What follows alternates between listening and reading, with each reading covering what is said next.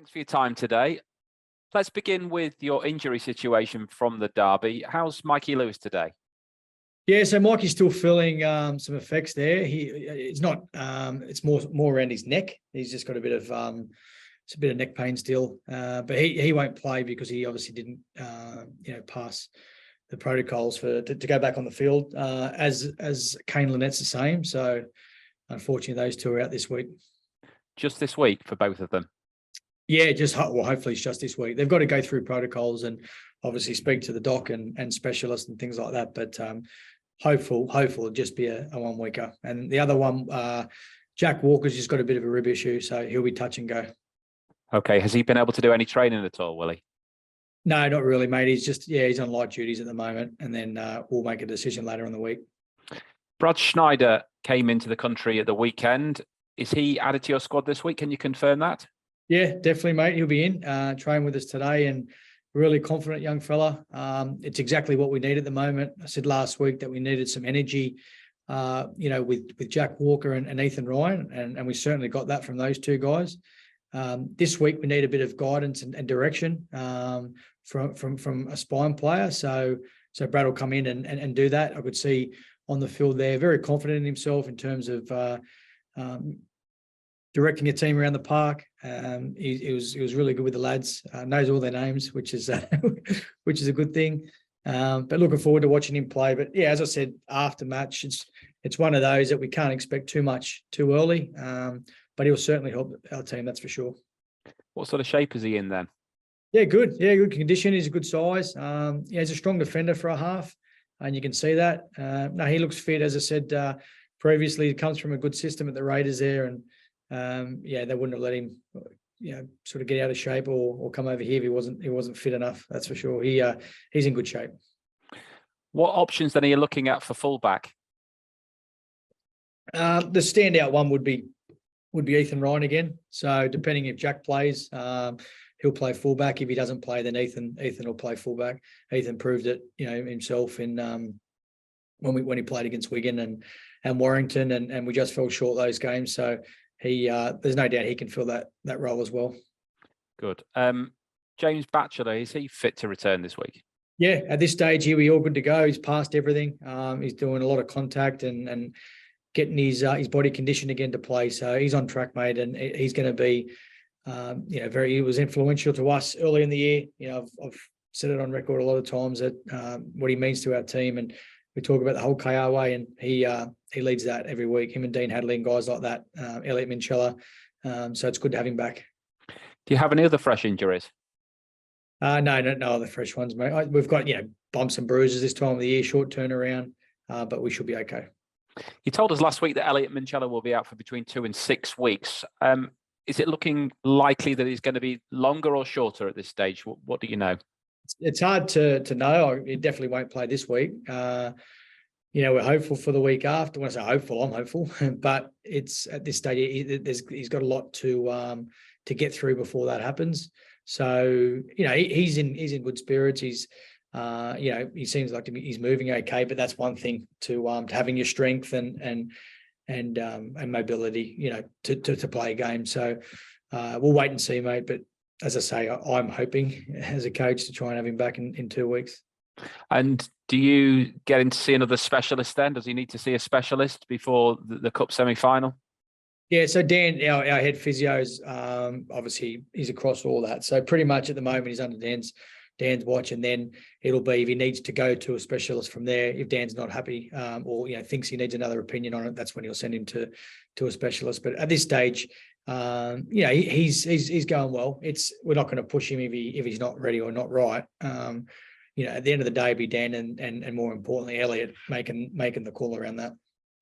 No ban for Sean Kenny Dowell this week. How relieved are you by that? Yeah, very relieved. He's obviously influential to our team. We took a bit of a gamble of playing some guys in the reserves. Like as I've spoken about many times, I'm an advocate for our players playing, every week. So we pretty much played them all last week, and unfortunately Corey Hall took a bit of a knock as well. He wanted to play the full game, and I was happy for him to play the full game. It's unfortunately a risk you take, but he didn't get through. Or he was at the back end of the game, so he wouldn't have been able to play. So obviously with Skids playing it helps. It helps having our captain play no matter what. But what we would have had to do is probably look at people out of position again, which we don't want to do. How's Corey now? Yeah, no, he's okay, mate. He's all right. It was, it wasn't, when I say major, he wasn't knocked out or anything like that, but he, he's not right to play in 5 days' time. Okay. Let's talk about morale. Have you needed to pick your players up after what happened at the weekend today? Oh, look, I mean, the position that we're in, there's no doubt that, winning becomes a habit. And then obviously, when you lose a few games, your belief and confidence is not as high as what it needs, should be, needs to be. It can be human nature, but what we need to do as a staff and as players is control what we can control. And that's by coming into work every day and training hard, working hard, still enjoying ourselves, enjoying each other's company. But for me, it's about connecting more now. Like, I'm a massive believer in times like this, people's true character comes out. The ones that want to pull through, the ones that want to get through this. But what I'm looking towards as well is the bigger picture. No doubt we've got a game on Friday. We're aiming to go out and win that, and then the week after. But it's times like this you get to see characters, and I'm seeing some characters at the moment, and I'm obviously the one sort of leading that. I've got to look at myself first, and which I always do. But it's about who's pulling together, who's willing to work hard to get out of it, and put their teammates before them. That's the key. You need to put your teammate before yourself and how you're feeling. What are you learning about yourself at the moment after 5 defeats from 6, Willie? I suppose, as I say, for me, like I've been through experiences like this. When I played at the Rabbitohs, this is many, many moons ago now, we won 3 games in a year, and I got my best learning from that year. It was around exactly what I just spoke about there. I got to see, and I was only young at the time, but I got to see who pulled away. All the talk starts around pointing fingers of whose fault it is, and it's not my fault, it's their fault. And you get to see people's character. So that's what I'm taking into the experience that I'm in now. So for me, it's around staying true to that. I need to come into work every day and be the best I can be every day. I think I'm doing that, but there's no doubt I'm always looking to get better. So my staff, mentors, whoever it is, I always look for feedback on how I can be better as well. So what I'm learning is, I'll be able to know more about that in a few weeks' time. It's either things are going to get worse, or we're going to improve, and it's how I handle the situation. So I think I just got to stay, consistent. I'm still going to be me. If I see something that needs, I always say you walk past standards, you walk past what you accept. So if you walk past something that you don't think that's right for this culture and the group that we're in, I still need to say that, which I'll always be true to that. But I also know that at the moment, we need to get some belief back within the group. We need the guys playing with, we always promote them playing free, but they need to be free. They need to go out and enjoy themselves, because at the moment there's some players there. They've played long minutes. They've played, a lot of games, and they're feeling it. But as I said before, mate, we can't worry about how we're feeling at the moment. If you're concerned about how you feel, we'll get nowhere. Who's your sounding board then? Who do you pick up the phone to talk with at the moment?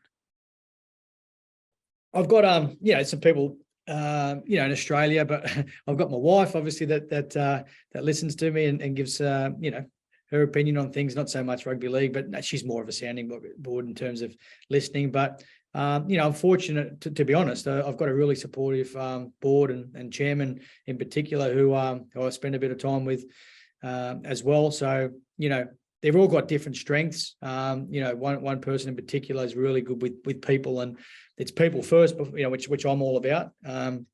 So that's, then you've got others that you talk to about rugby itself. But for me, like I've come over here with a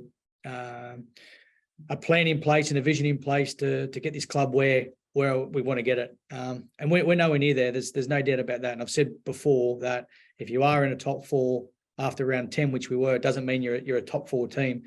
So there were some things there that I've learned a lot around that period of how we can be better. There's no doubt. So handling success. Even though it wasn't a major success, we're still doing well at the time. And I think, as I say, like it's more around just checking in with myself and checking in with my beliefs and my values, and more importantly, the team's beliefs and values, and just making everyone accountable, including myself, around those. You've acknowledged that you need to work on your attack. In mitigation, you are without key personnel at the moment, but can you become a force again this season with players missing, Willie? I'd like to think so, but there's no doubt there's some challenges there. The big thing about attack and having flow in your attack is having cohesion in your spine. And I have mentioned this before. I mean, look at teams like Salford at the moment. Salford are a very good team, but you take a couple of key players out of their team, and their attack doesn't flow as well as what it can.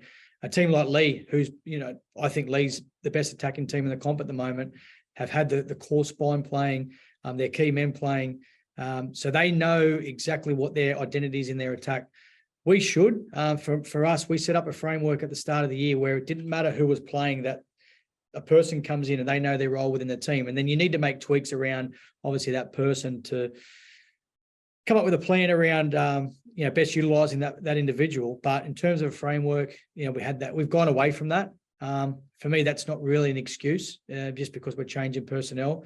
What you're going to get is differences in, the ability, how high you're going to kick a ball. Obviously, Jordan, the way you can kick a ball, people's talent, people's pace, individual sort of skill set. But I'd like to see us flow a bit better. And I think, seeing Brad just in a short time, he will bring a lot more calmness to our attack, but we'll have a bit more flow. There's no doubt about that. So, to answer your question, I'd like to see us back to where we were, but we've got a lot of work to do, mate. There's no doubt about that, and we're working towards getting ourselves back to where we want to be. And that's the thing, where we're at now.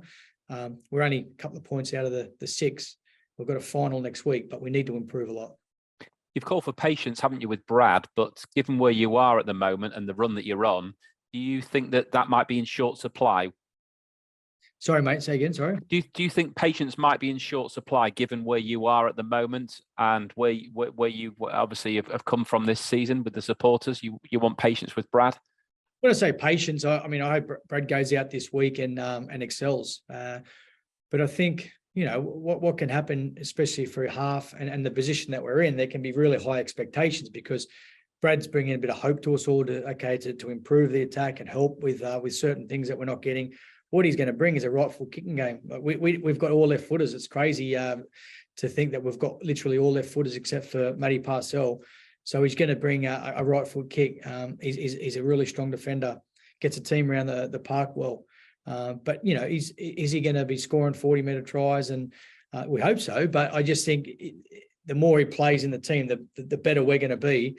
And we hope that clicks on Friday. There's no doubt about that. And we're working towards that. That's all part of building towards a game, which we've started today. We'll continue on captain's run, and then it's a short week for us. So again, he hasn't trained a lot with us. So it's just patience around. I suppose as a young kid, mate, I want to protect the young half who's just come over. We just can't put too much pressure on him. Is there any chance that he could stay beyond this season? Have you had that discussion with him? No, not at this stage, mate. Yeah, we're obviously working on recruitment regularly. So at the moment, it's a short-term contract, but we'll have those conversations as we go along, mate. Would you rule it out? No, you don't rule anything out. I mean, we've obviously there's some spots. We've got a spot there, so we're having conversations. We've had conversations ongoing with people, so it just depends on those, on where they end up as well.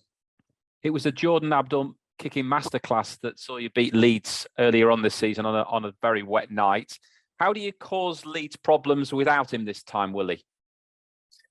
Yeah, that's a good question, because we did that night. The boot was probably the main difference, wasn't it? The way we're going to cause them problems is going back to us, and we've touched on Leeds today. They're a really good team. They're playing well, but we haven't gone in depth as what we have on ourselves. And the reason being is, mate, we have lost a little bit of who we are. We need to get that back. We're sort of inconsistent with certain areas that we pride ourselves in. At times it's good, at times it's not. That's not who we are. But it's getting, as I said before, it's getting some more flow in our attack. It's asking more questions. And to be honest, mate, it's individuals doing their job. If individuals, as I said before, worry about themselves first, then we'll cause Leeds some problems. If individuals worry about others and what others are doing, then it'll be a difficult night. They're level on points with you, aren't they? But importantly, they do have momentum. They've won the last 3 games. Do you expect that to make this game especially difficult? It's a difficult game going to Leeds regardless, isn't it? It doesn't matter too much around where they sit, we sit. And I know I keep going back to us, mate, but it's getting ourselves right's the most important thing. So it's always a challenge going to Leeds, but it's a challenge we're looking forward to. It's a challenge that it's a good opportunity for us to go and turn our season back around again, because we showed, a few weeks back that it's still in us. We played Salford and we're a quality team and put in a really strong performance. Wakefield, that first half was really dominant. And then it's probably from the second half against Wakefield, who really come hard that night and have proven now that, they are a good team. And I think that second half, though, for us, going back to what ourselves sort of started our inconsistencies, and that went into the league game. And then the weekend, like that game on the weekend was there to be won, but we were inconsistent with a lot of things in our game. And then FC just kept coming and obviously got us towards that back end of the game. Blake Austin is back for them, isn't he, from suspension? How do you rate your chances, Willie? Of winning the game? Yes. Yeah, maybe we need to improve. There's no doubt about that. If we play like we did on the weekend against Leeds away, we're in for a tough night. There's no shying away from that. So we go back to who we are and the team that we know we can be, then we're going over there to win this game. There's no doubt about that. We need to go and put in a solid performance, a good performance. We've got a cup semi the week after.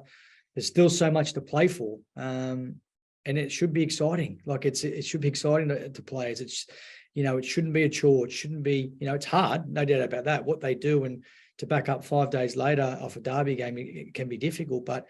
We played St Helens after Derby last time and we won that game. So, for us, it's, as I say, I'll go back to individuals. It's looking at yourself individually, getting yourself right. And that's staff included, coach included, and then we'll be okay.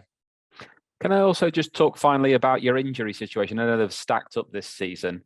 The head knocks aside, is any part of you regretting running your players so hard pre-season? Oh, look, it's one of those where you can under-train players and then you can over-train players. And that's always a balancing, which is all part of, high performance and head coach and staff working out the best program. So for me, I'm always a believer. I've only known one way when successful, and that is having the best possible preseason you can have. When you have the best possible preseason as an individual, when you played or coaching, that sets your season up. So for us, we had a really, really strong start to the season, and then it was unfortunate that we had injuries. And if you go through the injuries individually, they're all rugby injuries. Like they're all they can be unlucky rugby injuries. And I have this conversation regularly with our physio. What are we doing our performance, head of performance? Like, what are we doing? What do we need to do? And we're always looking at, okay, how can we be better? But it's some of these injuries you can't control, which is we had a lot of contact injuries last year. So we did more in terms of conditioning and contact this year, which we haven't had. We've had a couple of soft tissue ones, from mainly around players that have had them previously, touch wood. But it's one of those at the end of the year, obviously you look at and review your season, your pre-season and everything like that. What we have done is we've freshened them up as well. So, the guys went away for 10 days or 7 days, whatever it was. We had a break that after round 10, they get a couple of days off after games. So we are freshening them up as well. So it's just a matter of us looking at the end of the year about, okay, what do we need to work on? What do we keep? And then what do we use going forward? But in terms of the injuries, they're ones that, and especially the people that know better than me, and they'll tell me straight, is sometimes they can be unlucky. Willie, I wish you well with turning things around. Thanks very much for your time today. Hi, Willie. You all right, mate? Hey, Joe. All right, yourself? Yeah, good to speak to you. Just on Ethan Ryan, obviously Jack Walker is cut tad for next week. So if he does go in at fullback, I suppose it's good for him to get a bit more experience there, isn't it? Because he's been out for so long and coming in on the wing on Sunday. Yeah, definitely, mate. So that's why, I mean, Jack's got a bit of an issue at the moment. So Jack would need to be 100% to play this week. But if he doesn't play, like you say, then Ethan's got an opportunity then to play fullback this week and then hold that spot for the week after. And then obviously if Ethan does go fullback, it opens up a spot on the right wing. Have you any indication yet? I know you've Lewis played there, Jimmy Carnos, people like that, but you've still got a few options in the back line. Yeah, I went and watched the reserves last week. I thought Lewis Senior was really strong. So yeah, he'd be the first to come into mind, that's for sure, if Jack doesn't hold up. And then James Batchelor, if he plays, will he come off the bench or do you reckon he'll go straight in for Kane? Yeah, mate. If James is going to play and he's okay to play, which he's on track to play, I can't see why we wouldn't start him, mate. He's a starting player, and at the moment, we need guys like Batch back in our team to just to stiffen out and tighten us up a little bit and help us with some effort areas there, which he's good at. I was just going to say that must be such a bonus because we've spoke about it so many times, haven't we? The likes of Dean Adley, the likes of James Batchelor. You mentioned you want people to be excited to play. Probably James will be so excited to play because it could have been a lot worse, couldn't it? Mate, 100%. Absolutely, it could have. And thankful that he's back this week and, that he's healthy again because it wasn't nice when he went down. So we know what he's going to bring, mate. He might be, not as match fit. Might take him a little bit of time to get back to where he was, but there's no doubt, mate, he's important to our team.